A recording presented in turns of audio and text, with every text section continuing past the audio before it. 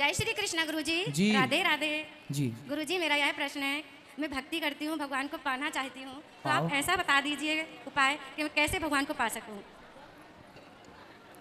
भगवान को पा सको। जी। शादी हो गई? जी गुरुजी। पति हैं? जी। पति कौन है? है ना, हमारे पति भगवान है। अरे तो भगवान पा तो गई आप पति के रूप में, कह रही हैं पति भगवान कब मिलेंगे? तो पति भगवान ही तो होते हैं ना? जी। नहीं होते? जी। कौन होता है पति बताओ? परमेश्वर होते फिर हैं। आप तो कह रही हो परमेश्वर कब मिलेंगे? कितने साल पहले शादी हुई थी? 25 साल हो गए। हेलो 25 साल पहले ही मिल गए आपको परमेश्वर? नहीं पहचान पाई आप? पहचान लिया गुरुजी, लेकिन भगवान को पाना है मुझे। हैं? मुझे भगवान को पाना है। पति भगवान नहीं है मतलब है? है फिर कौन से भगवान को पाना है? जिनकी मैं भक्ति करती हूँ। अनुसुईया जी ने पति की सेवा करके ही ब्रह्मा विष्णु महेश को गोद में खिला लिया। नारी पतिव्रता होए तो ब्रह्मा विष्णु घर में आके तुम्हारे नाचें, क्या बड़ी बात है। भगवान वश में होते हैं नारी के, पतिव्रता नारी। पति को परमेश्वर मानकर सेवा करो, तुम्हारे द्वार पर नारायण ना जाए तो कह देना। जी, मुझे आभास होता है गुरुजी, बहुत ऐसे संकेत होते हैं कि जिससे मुझे भगवान मेरे पास में रहते हैं। बिल्कुल, मैं बता नहीं सकती, मुझे बहुत अनुभव होता है। आस-पास ही पर रहते ऐसा हैं मैं भगवान। प्रत्यक्ष देखना चाहती हूँ गुरुजी। जी। उसके लिए और क्या करना पड़ेगा? बस पति की सेवा करो बिंदास। जी। आशीर्वाद चाहती हूँ गुरुजी, मेरे पूरे परिवार पर आशीर्वाद रहे। खुश रहिए। यहाँ दो बात करो, यहाँ ये बेटा बात कराओ, यहाँ बैठो मैया सब बैठो। राधे राधे गुरुजी। जी। आपके चरणों में मेरा सादर प्रणाम। खुश रहिए। कैमरा थोड़ा दूर कर लीजिए क्योंकि मेरी बहन देख रही होगी। नहीं बहन तो देखी कैमरा तो। नहीं नहीं, वो जो मैं आपसे पूछने वाली हूँ ना, उससे उसको थोड़ा ज्यादा दुख होता है। अच्छा, जी। पर अब- कैमरा तो रहेगा ही। नहीं क्या? तो फिर ऑफ कैमरा पूछ लेना बाद में जब यहाँ से उठे। यहाँ जो बोलोगी वो सारी दुनिया सुनेगी। तो मैं आपसे एक प्रश्न पूछती हूँ, जी। उसमें कैमरा चालू रहे बट दूसरे में ना रहे। क्या प्रश्न क्या है ये बताओ? प्रश्न कैमरा चालू है। कैमरे तो भी चालू हैं, बाद में पूछ लेना एक फिर। सेकंड। मेरे पापा की जब डेथ हुई थी तो जब हम लोग छोटे छोटे थे, फिर उनको जब जला करके आए कुछ लोग, उनमें से थे एक दो लोग जिन्होंने कहा कि मतलब वो जिंदा थे। पिताजी? हाँ। तो मतलब ये है तो कि पिताजी की डेथ कैसे हुई थी? एक हफ्ते तक उनको बुखार था, इलाज हुआ, फिर उसके बाद पता नहीं कैसे क्या हुआ, अचानक से उनकी डेथ हो गई ठीक होने के बाद। फिर और मतलब उसमें ये भी था कि पीपल की लकड़ी कुछ मजदूर लोग काट के हमारे खेत में लगवा दिए थे। हम लोग तो इस बात को नहीं मानते, लेकिन जैसा कि सुना सबसे, मगर उसमें समझ में नहीं आ रहा है। जैसे हम लोगों को याद आता है, मेरी और मेरी बहन को पता है, तो हम लोग रात भर हम लोग सो नहीं पाते। प्रश्न क्या है मेरे से, क्या पूछना? कि जिंदा थे, जिंदा रहते हुए मतलब रात भर तो वो ऐसे मृत शरीर पड़ा रहा हम लोग के सामने, है ना। सुबह जब उनको ले जाया गया, जला के आ गए, उसमें से कुछ लोगों ने कहा कि मतलब जिंदा ही जला दिया गया, वो जिंदा थे। तो आप लोगों ने उनका इलाज नहीं कराया था? वो एम्बुलेंस में थे, ऑक्सीजन बंद हो गया, जो उसमें डॉक्टर था उसने कहा कि खत्म हो गए। अच्छा, डॉक्टर ने कह दिया कि खत्म हो गए। हाँ। और वो फिर रात भर घर में रहे भी? हाँ। तो रात भर जब थे तो शरीर में कोई मूवमेंट नहीं हुआ, कोई हिलना डुलना, सांस आप लोगों ने चेक नहीं की कि चल रही है कि नहीं?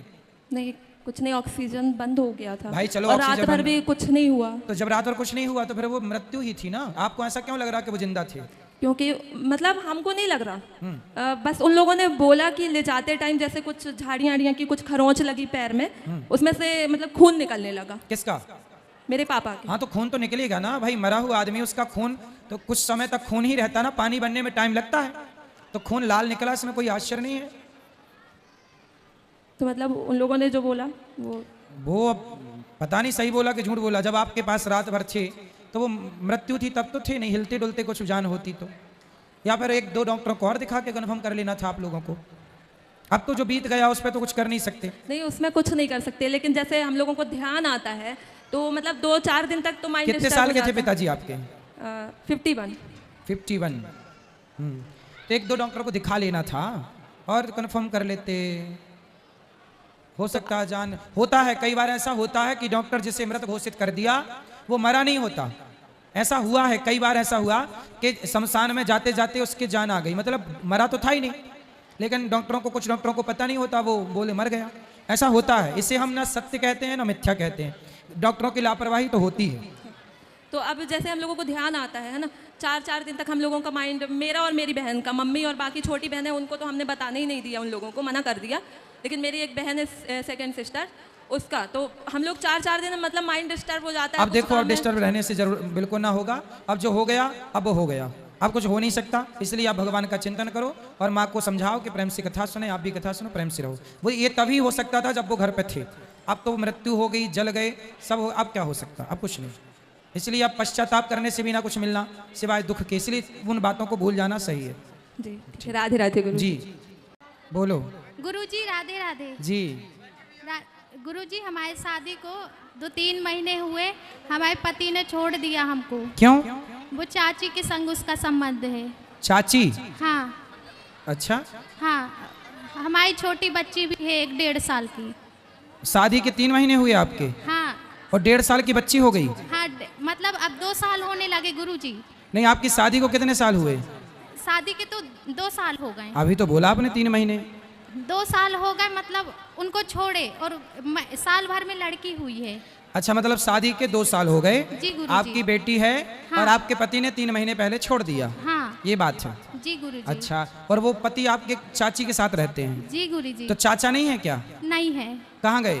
खत्म हो गए वो। ओ, तो चाची और ये सेट हो गए? जी गुरुजी, जब गुड़िया भी हुई थी तो नहीं आए हैं। तो उनको लाओ हमारे पास, समझाए। आपने समझाया नहीं चाची को, चाची हमारा घर काहे बिगाड़ रही है? वो नहीं आई है गुरुजी। हैं? नहीं आए। तो चाची आप समझाओ ना, चाची ऐसा क्यों कर रही है, हमारे घर काहे बिगाड़ रही है? वो गुरुजी सामने नहीं करते हैं दोनों। किसका सामना? आपका? हाँ। तो आप जाओ ना सामने, चंडी बन के चाची की छाती में चढ़ो। क्या कर रही है चाची? माँ बेटे का रिश्ता है तेरा के साथ, तू क्या गंदगी फैला रही है, रिश्ते तू कलंकित कर रही है। तो अब नहीं हो रहा गुरुजी, केस चल रहा है। केस चल रहा है? जी। किसने केस डाला? हम ही लोग ने, कि वो लेने नहीं आता रहा। आपको लेने नहीं आता? अरे नहीं। लेने नहीं आता तो आप जाओ ना। ये उम्मीद क्यों कर रही है को लेने आए? वो तो चाहेगा नहीं ना कि आप जाओ। आप जाओ और अपने ससुराल में रहो, पति के पास रहो, चाची को समझाओ। अब क्या बताएं गुरुजी हम अपनी परेशानी, वो लोग साथ में सोते थे दोनों। भाई वो तो ठीक, जब तुम घर में मायके में रहोगी तो वो सोएंगे।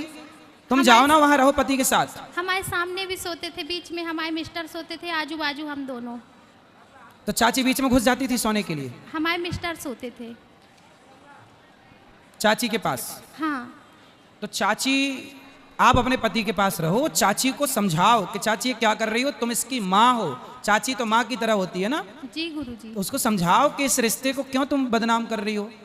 वो नहीं मानती, कहती है हम उसके बिना नहीं रहेंगे। चाची बोलती है? जी गुरुजी। ले, और पति को हमारे कितना टाइम हो गया? उनको बहुत, जब हमारी शादी नहीं हुई थी, जब वो तो नहीं चाची थे। के बच्चे नहीं हैं? हैं। कितने बड़े? 19, 20 साल के। तो दो उनको हैं। पता नहीं है ये सब? वो जानते हैं मगर कुछ नहीं बोलते। अरे तो बड़ा गलत कर रही है चाची, तुम्हारा घर बिगाड़ के रखा है। पति क्या करता है? पुट्टी का काम करता है। ये पैंट पुट्टी का? जी गुरुजी। चाची कहाँ की है?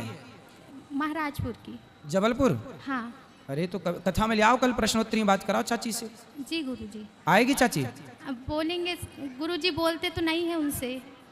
देखो मैं आपको बताऊं जी कि गुरुजी। आप अपने पति को समझाओ और चाची को भी समझाओ और दोनों का तलाक कराओ जी और गुरुजी। तुम प्रवेश करो। जब गुड़िया हुई है तो वो देखने भी नहीं आए हैं। अब देखो, दिल लगा गधी से तो परी किस काम की, ये कहावतें ऐसे नालायकों के लिए बनी हैं। जी गुरुजी। वो नालायक हैं, अब क्या समझाएं, क्या क्या कहें।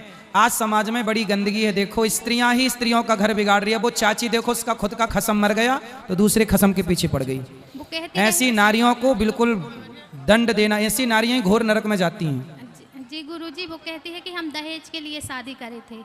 आपसे? हाँ। पति बोलता है? हाँ, वो भी बोलता है, वो भी बोलती हैं। पर तुम अपने पति के पास ही रहो और गुरुजी। चाची के लिए ना तुम काली बन जाओ। जी गुरुजी। चाची की छाती में चढ़ के मूंग धरो उसकी छाती में, जी गुरुजी। और चाची के 3-4 दांत तोड़ो। पुलिस से कंप्लेंट करो। पुलिस सुनती कि नहीं? नहीं बोलती हैं। पुलिस नहीं सुनती? नहीं। कंप्लेंट किया? जी गुरुजी। चलो आप, पर आपको ना अभी तक दुर्गा नहीं बनी हो। नारी को अपने पति की रक्षा के लिए, पति भटके तो उसकी रक्षा के लिए काली, महाकाली, दुर्गा, चंडी सब बनना चाहिए। बनो जी। और अपने पति को बचाओ उस चुड़ैल से। जी गुरुजी। राधे राधे। जी राधे राधे गुरुजी। जी। गुरुजी, मेरा क्वेश्चन ये है कि मेरी बेटी है, बहुत अच्छी है सब चीज़ में, बट उसका गुस्से में कंट्रोल नहीं है। मतलब कभी कभी इतना रूड हो जाती है कि मुझे लगता है कि लाइफ कैसे सर्वाइव करेगी है, इस तरीके से रहेगी। तो आज हम पेरेंट्स हैं, हम तो सब चीज़ें एडजस्ट कर लेते हैं कि बच्ची ने गुस्सा किया, नॉर्मल, लेकिन आगे दोस्त, ऑफिस या जहाँ भी आप जाओगे वहाँ पे कौन आपको बर्दाश्त करेगा। इसलिए अभी से ना अभाव में रहना सिखाइए। यह भी एक कोचिंग है, यह भी लेसन है। अभाव, जो मांगा जाए वो बिल्कुल नहीं लाना, जो जिद है उसे पूरी बिल्कुल नहीं करना। क्योंकि जिद पूरी करना मतलब बच्चों को अपाहिज बनाना है। यदि आपने हर जिद पूरी की तो आपके बच्चे क्या बन जाएंगे? अपाहिज। वो अपने को खड़ा नहीं कर पाएंगे। इसलिए अभाव, हम लोग अपने जीवन में ना अभाव में रहे। और बस ये इतना इसको मतलब ऐसा कुछ बताइए कि थोड़ा गुस्से पे कंट्रोल करे, मतलब बहुत रूड हो जाती है एकदम गुस्से में, इसको समझ ही नहीं आता है क्या बोल रही है। अभ्यास से गुस्सा कंट्रोल, जैसी ये सब दिक्कतें जो है ना, हर चीज़ का एक इलाज होता है। क्रोध का भी इलाज है। क्रोध का इलाज क्या है? जब गुस्सा आए तो पहले ये पता लगाना चाहिए कि गुस्सा हमें क्यों आया है। गुस्सा दो कारणों से आता है। पहला अभिमान के कारण, एटीट्यूड। दूसरा हमारी इच्छाएं पूरी नहीं होती तो गुस्सा आता है। तो अब हमें ये देखना है कि गुस्सा जब आए तो कितना आए। भीष्म पितामह को गुस्सा आना था। जब वो द्रौपदी की साड़ी खींच रही थी दुशासन पर गुस्सा आना था, नहीं आया। तो जहाँ गुस्से की ज़रूरत है वहाँ तो आना ही चाहिए, पर फिजूल में नहीं आना चाहिए। अपने को प्रैक्टिस, जैसे मंदारी बंदर को ना वश में कर लेता है और जैसे नचाता है बंदर वैसे ना, जबकि बंदर सबसे चंचल है, पर मंदारी प्रैक्टिस के बल पर, अभ्यास के बल पर उस बंदर को वश में कर लेता है। ऐसे अपने मन को, अपने आप को वश में करना, जीतना, यह भी एक प्रैक्टिस है अखंड। मैं सिखाती हूँ इसको गुरुजी कि इस तरीके से कई बार कुछ चीज़ ऐसी होती है जो आप बहुत इजीली प्यार से बोल के करवा सकते हो, वहीं आप गुस्सा करोगे तो कोई करता हुआ काम भी नहीं करेगा आपका। बट ये समझे, इसलिए बेटा गुस्सा नहीं करना चाहिए, ठीक है? क्रोध हमारा सबसे बड़ा शत्रु है। मिनट 2 मिनट के लिए आता है पर बहुत बिगाड़ के जाता है। चलो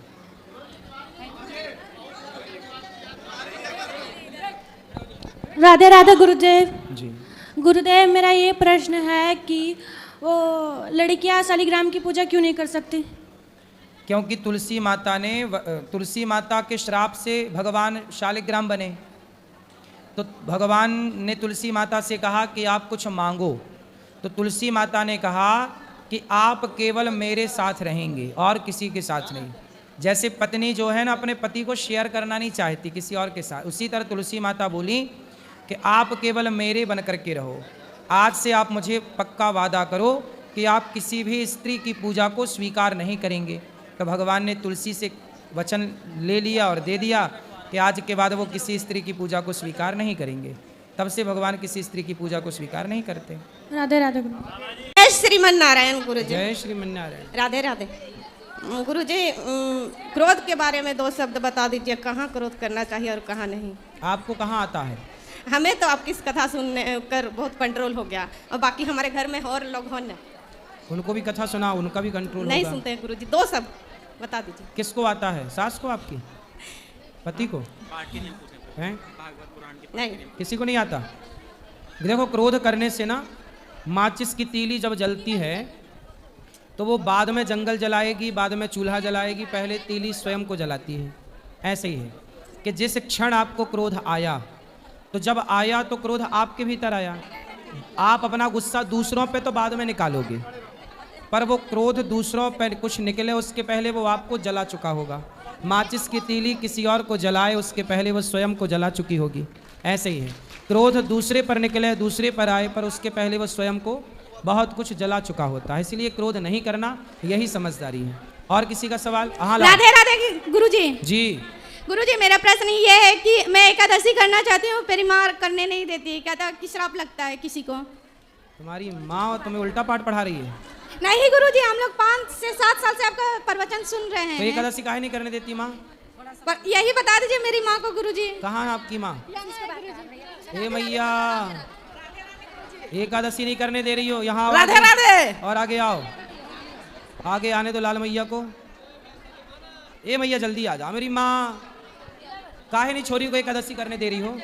पहले मेरी सास बोलती थी कि शराब लगता है एकादशी बोलने से, करने से। श्राप लगता है? हाँ। अरे पुण्य मिलता है, पुण्य। एकादशी सारे व्रतों में उत्तम व्रत है। तुम्हारी सास अभी है कि गई? नहीं है, गुजर गई। इसलिए मर गई जल्दी। एकादशी नहीं करने देती थी, फिर आप भी नहीं करने दोगी फिर? इसलिए करने दो, करो तुम भी, और बेटी को भी करने दो, और बहू आए तो उसको भी कराना, वरना गुरुजी करते हैं हम। हाँ, नहीं तुम्हारी करना स्टार्ट कर दें गुरुजी। बिल्कुल कर दो। ठीक है गुरु। नहीं कराती थी तुम्हारी दादी, देखो टाइम हो गई कि नहीं? गुरुजी आपसे मिलने की बड़ी उम्मीद था, आज मेरा संकल्प पूरा हुआ। एकादशी अब करना? हाँ करेंगे गुरुजी। पक्का वादा? पक्का ही वादा। बक्का नहीं पक्का। बक्का। सही है, हक्का बक्का। ले आओ, ए छोरा यहाँ आ जा, ये भैया खड़े खड़े हो जा। हाँ, ये मैया को बात करा दो, 2 बात वहीं से। अरे मैया बोलो तो, तुम हिले जा रही हो। जय श्रीमन नारायण मावाज जी। हाँ मैया, जय श्रीमन नारायण। राधे राधे मावाज जी। मेरा एक सवाल, 2 सवाल है। हाँ। मैंने जो ना 10-15 साल पहले एक भागवत जी हुई थी, तो हमारे गांव में पंडित जी आए थे, तो सबने कहा था कि आपको गौ दक्षिणा लेना जरूरी है। उन्होंने मुझे गौ दक्षिणा दी। अब वो 15 साल से ना तो उनका हमारे पास में कोई एड्रेस है, ना वो हमें मिलते हैं, ना कोई बात है, तो क्या मावाज जी हम आपसे गौ दक्षिणा ले सकते हैं? तो मंत्र याद है उनका दिया हुआ कि भूल गई? जी गौ मत नहीं मावाज जी, मुझे याद नहीं है। याद नहीं है? हाँ याद नहीं तो फिर है। ले सकते हैं, ले सकते हैं, याद नहीं है तो। अच्छा, हम जो दोनों 84 कोस की परिक्रमा लगा रहे मामा हैं, जी। जो 84 कोस की परिक्रमा वाले भक्त हैं, आपको गुरु मंत्र ना परसों सवेरे 5:30 बजे दिया जाएगा। अच्छा। परसों, कल नहीं, परसों मामा सुबह 5:30 बजे आ जाना। मामा जी हम दोनों पति पत्नी आपसे ले सकते हैं? ले सकते हैं। राधे राधे गुरुजी। जी गुरुजी, हम उल्लासनगर से आए हैं और आपकी फैमिली, मतलब हमारी फैमिली आपको बहुत देखती है, आपको मानती है, और वृंदावन आने का गुरुजी बहुत मन था, बहुत टाइम से, पर जब यहाँ पे आए तो ऐसा मतलब वैसा फील नहीं हुआ जैसे देखते हैं। जैसे कि हम यहाँ पे आते हैं तो बहुत लूटपाट मचा के रखी है, कहीं जाते हैं दर्शन के लिए तो वहाँ पे बाजू में रुके रहते हैं, बोलते हैं हम वीआईपी दर्शन करवा देंगे, 200 दो, 300 दो, 400 दो। चक्कर में ना पड़ो तुम वीआईपी के, सामान्य दर्शन करो प्रेम से। वही। और गुरुजी आपके यहाँ पे हमने कल लंगर भी खाया जो कि बहुत स्वादिष्ट था, मतलब पूरा गुरुद्वारे के जैसे आपने किया हुआ है कि यहाँ पे लोग आते हैं, रह भी सकते हैं, यहाँ पे लूटपाट मचा के रखी है रूम में भी। तो यहाँ पे मुझे आपके गोपाल आश्रम में जब रखा, गौरी गोपाल आश्रम में बहुत अच्छा लगा। माताओं की इतनी सेवा, आप इतना सामने से इतना प्यार से बात करते हैं, इज्जत देते हैं, आपकी मतलब जो वाइब है ना बहुत अलग लगती है। और जैसे आपको देखते थे ना यूट्यूब पे, सेम वैसी है यहाँ पे। राधे राधे गुरुजी। और ये मेरी पत्नी है ना, मेरी शादी हुई है, ये बहुत बात बात पे गुस्सा करती है, तो इसको खाली थोड़ा समझा दीजिए कि थोड़ा गुस्सा कम करे बस। बात कराओ, कौन है? राधे राधे गुरुजी। काहे गुस्सा करती हो पति पर?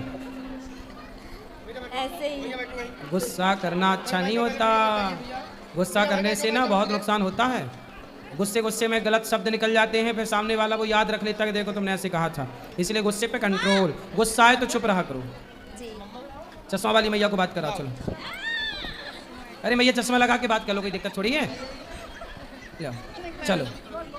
राधे राधे गुरुजी। जी हमें यहाँ आपके बहुत अच्छा लगा, आपसे मिलने की बहुत इच्छा थी, टीवी में देखते थे, मनोकामना पूरी हो गई। कल आपको देखा तो बहुत खुशी हुई मुझे। हैं? राधे राधे। खुश रहिए।